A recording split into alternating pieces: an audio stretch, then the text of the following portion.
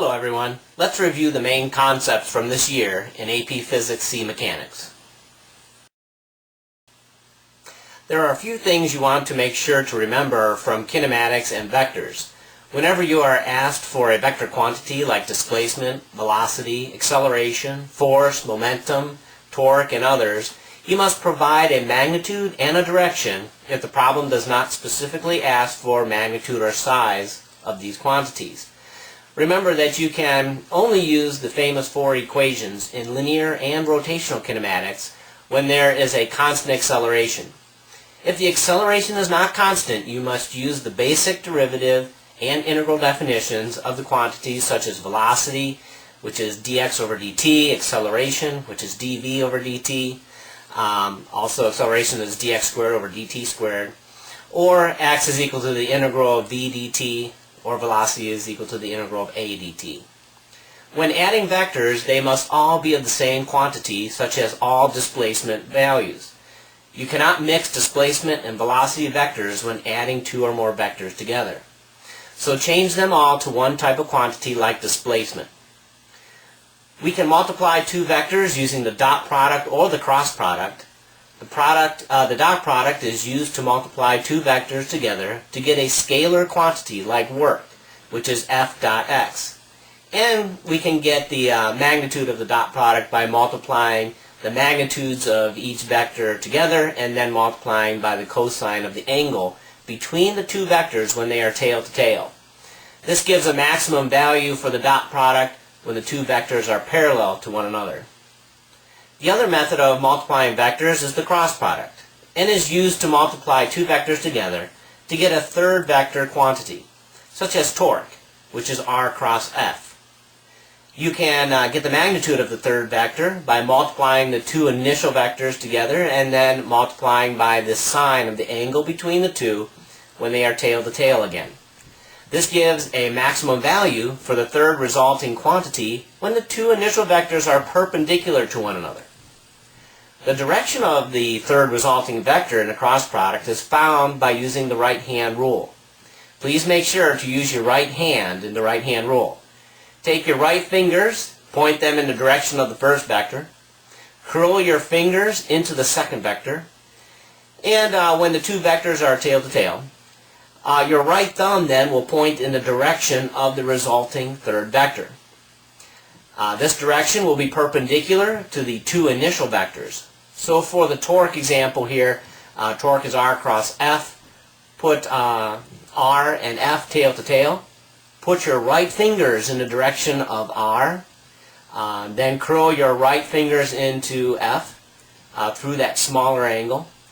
And your right thumb then will point in the direction of the torque, which is into the page along the rotation axis here.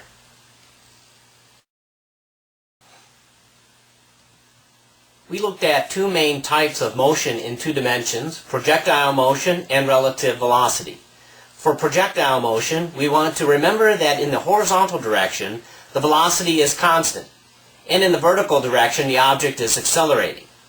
So for a projectile being launched from a cliff at an angle, you must look at the horizontal and vertical motions separately.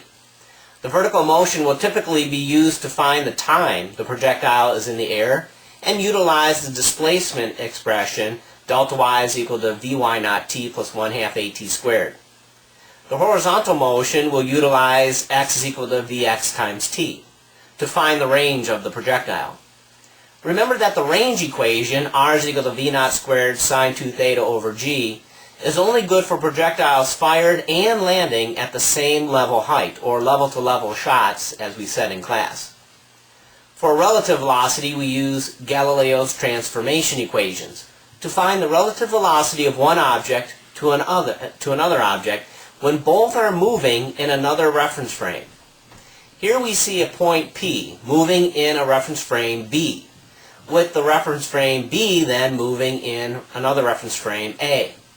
If we want to know the velocity of P with respect to reference frame A, we can write the expression the velocity of P with respect to A is equal to the velocity of P with respect to B plus the velocity of B with respect to A. We can rearrange this expression to get the Galilean transformation equations to find then the velocity of p with respect to b and the velocity of b with respect to a, which are shown here for you. Dynamics is concerned with how objects change their motion. This involves forces, which in turn also involves work and energy. When solving force problems, we want to follow a few basic steps. First, draw a free body diagram labeling all the real forces. Never label a force a centripetal force or F sub c. The centripetal force is always due to some other real force like friction, gravity, or a normal force. The magnitude of the force vectors are indicated by the length of the arrow in your free body diagram, and the direction is indicated with any given or derived angles, also marked on your free body diagram. If the object is on an incline, it is often beneficial to rotate the axes so that the x-axis is parallel to the incline. In the case of circular motion, however, it is usually beneficial to put the direction of the resulting centripetal force on the x-axis. Second, determine the given quantities and the quantity or quantities you need to find and start solving the problem. You may need to solve equations simultaneously, and remember to show all substitutions for full credit. Watch that your calculator is in degrees when finding components of forces or other vectors. Third, write out the vector force equation and the two equations for the sum of the forces in the x and y directions. If the forces are balanced in any direction, the sum of the forces is equal to 0. If the object is accelerating in a certain direction, then the sum of the forces equals the net mass times the net acceleration in that or those directions. Make sure you have the appropriate trig functions for each x and y component for the angle being used. Fourth, clearly mark your complete answer with magnitude, direction if needed, and the units. Finally, a few forces we looked at have specific expressions. The centripetal force, F sub c, is equal to mv squared over r, and the restoration force of a spring, which is Hooke's law, has the expression Fr is equal to minus k times x. When all else fails, or you don't know what to do, try work and energy to solve the problem. Work is the dot product of force and distance, with a general definition of work is equal to the integral of f dot dx. The maximum amount of work by a force occurs when the motion is in the direction of that force. This can be seen in the magnitude equation for work, which is Fx cosine theta. The net work on an object is the net force dotted into the net displacement. You can also sum up all the individual F dot x values to get the net work. A powerful technique in solving many problems in physics is the work-energy theorem. Here, work is equal to the change in kinetic energy or negative change in potential energy. For this theorem, we also obtain the conservation of energy expression, which was the sum of the initial energies is going to be equal to the sum of the final energies. Remember that the linear kinetic energy is 1/2 mv squared. The rotational kinetic energy is 1/2 I omega squared. The gravitational potential energy is mgh when the objects are near the surface of the Earth. The general form of the gravitational potential energy is big G mass 1 mass 2 over r. The linear spring potential energy is 1/2 kx squared, and the torsion spring potential energy is 1/2 kappa theta squared. If friction is present in the problem, then friction will take energy out of the system. This is work done by friction, and that's given the term W sub F. This will be subtracted from the initial energies, the left side of the energy equation, or it's going to be added to the final energies, which is the right side of the equation. In our momentum unit, we saw that momentum is mass times velocity, which is the quantity that Isaac Newton looked at while developing his laws of motion. He was trying to find a value that was conserved.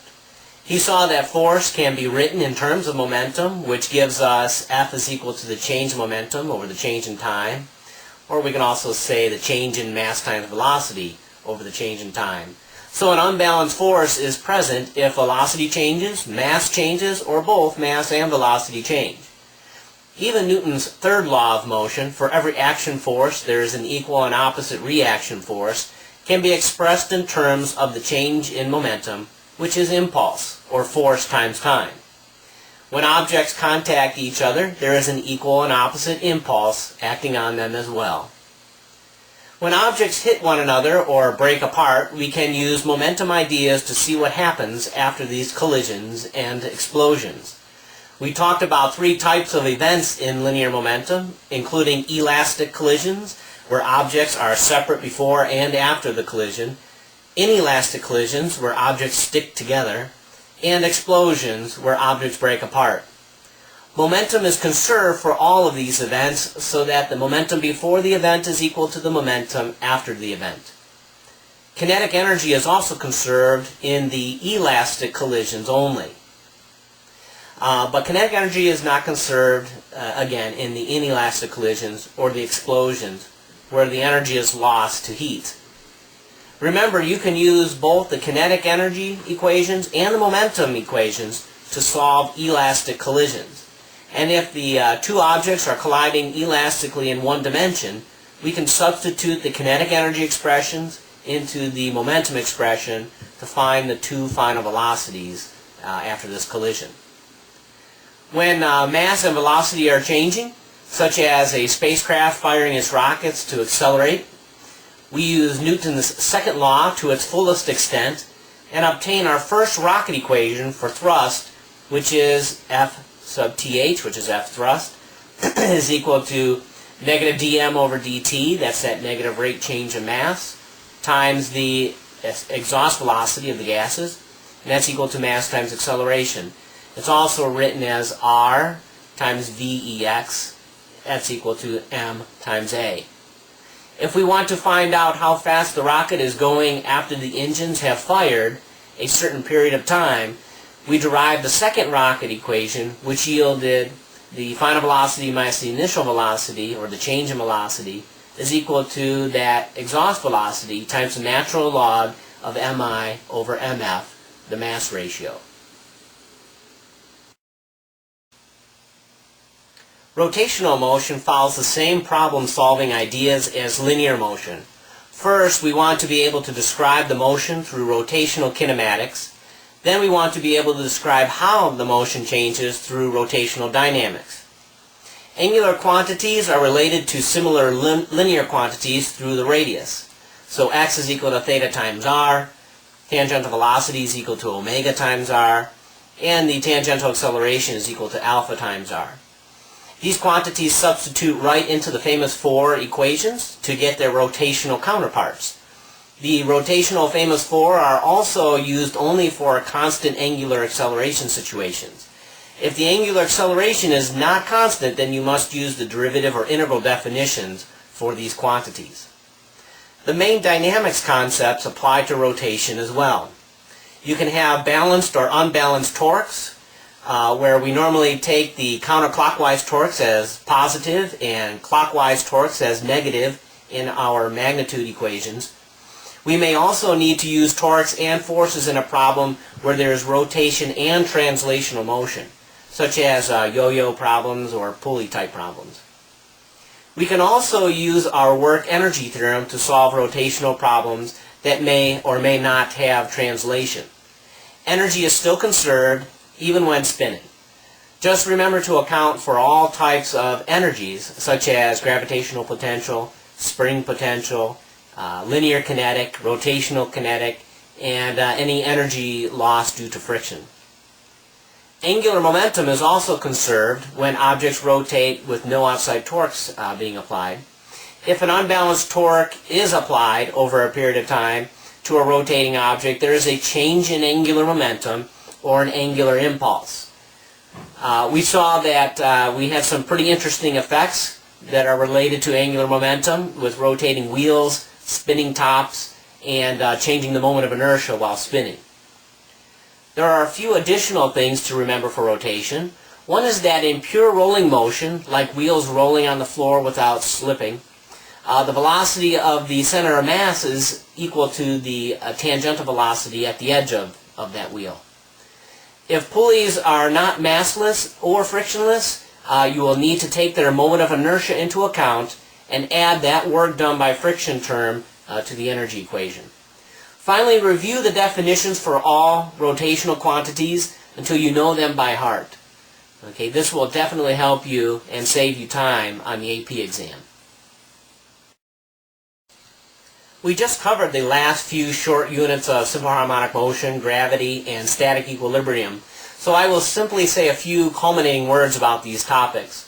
For simple harmonic motion, know the expressions for displacement, velocity, and acceleration.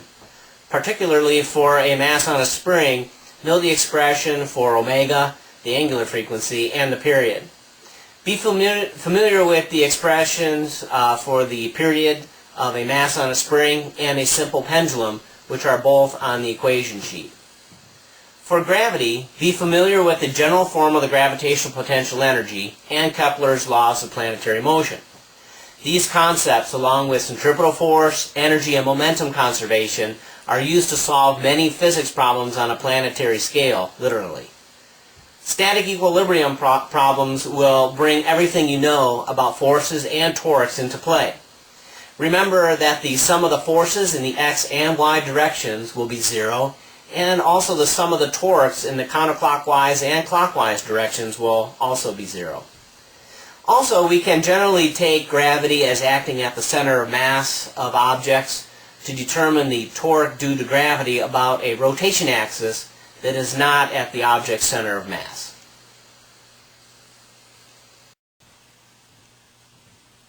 Well, that's the end of our physics saga. I hope this podcast has helped you review the main concepts we have covered this year in mechanics.